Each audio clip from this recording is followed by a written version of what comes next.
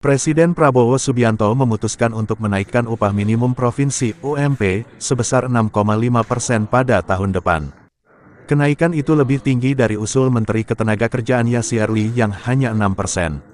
Melihat hal tersebut, perwakilan buruh Kota Depok, Wido Pratikno menyambut baik dan berterima kasih kepada Presiden. Assalamualaikum warahmatullahi wabarakatuh. Saya Wido Pratikno, saya pekerja buruh di sebuah pabrik di Depok dan kebetulan juga saya aktivis buruh. Saya dan kawan-kawan buruh di Depok mengucapkan terima kasih kepada Bapak Presiden Republik Indonesia Bapak Prabowo Subianto yang mana telah menaikkan upah buruh sebesar 6,5%. Inilah awal dari tentang kesejahteraan. Karena pada dasarnya upah itulah menjadi kesejahteraan kaum buruh. Yang mana di seluruh dunia pekerja buruh itu nggak ada yang miskin. Hanya di Indonesia lah pekerja buruh miskin. Maka dari itu kami berharap banyak Bapak Presiden Republik Indonesia untuk memberikan kesejahteraan kaum buruh.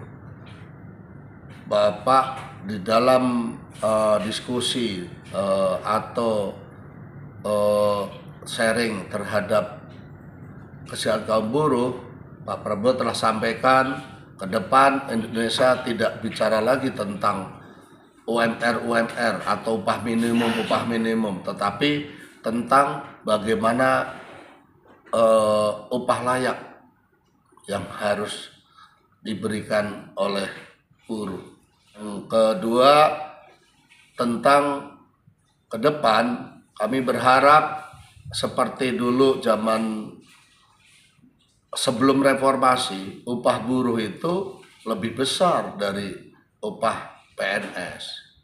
Tahun 1990-an, upah buruh di angka 100 sampai 135.000, sementara PNS upahnya hanya 40.000. Itu dasar kenapa pekerja buruh ini diberikan upah yang lebih tinggi dari PNS? Karena buruh ini produktivitas, buruh ini yang menghasilkan, dan buruh ini menjadi devisa negara.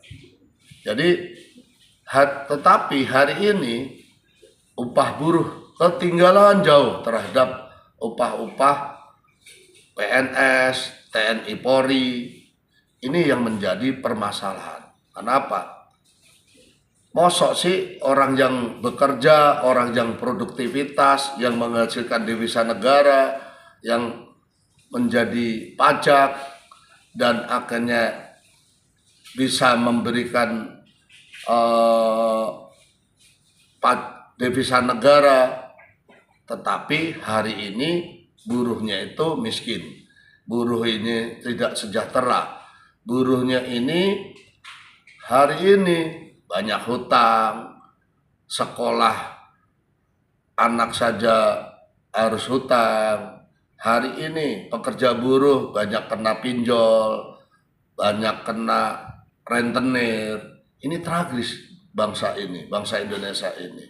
Di saat orang-orang yang bekerja, orang-orang yang produktif, orang-orang yang menghasilkan devisa negara, tetapi mereka dalam kemiskinan.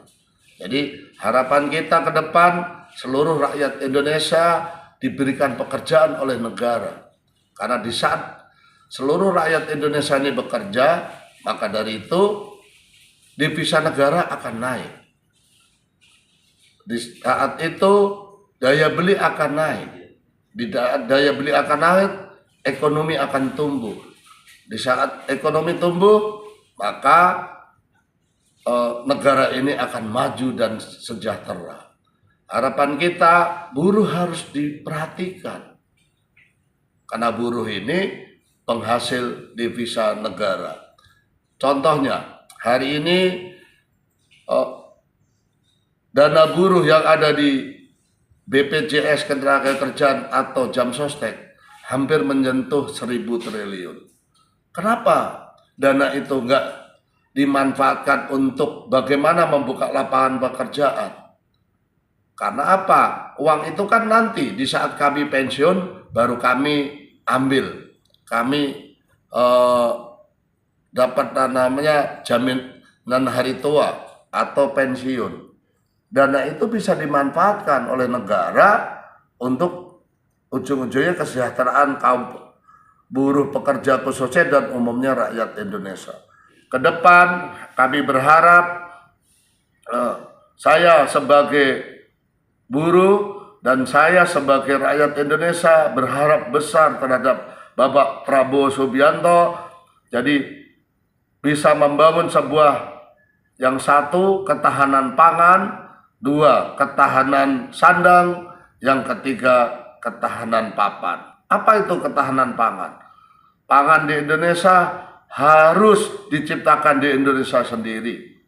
Ketahanan sandang, pakaian yang orang-orang Indonesia harus diciptakan orang Indonesia sendiri. Dan ketahanan papan, seluruh rakyat Indonesia bagaimana bisa mendapatkan tempat tinggal yang layak bagi kehidupannya. Jadi 3 hal itulah yang harusnya diciptakan Indonesia untuk membuka lapangan pekerjaan. Yang keempat tentang bagaimana ke depan Indonesia tidak usah takut terhadap negara-negara lain, tidak usah takut terhadap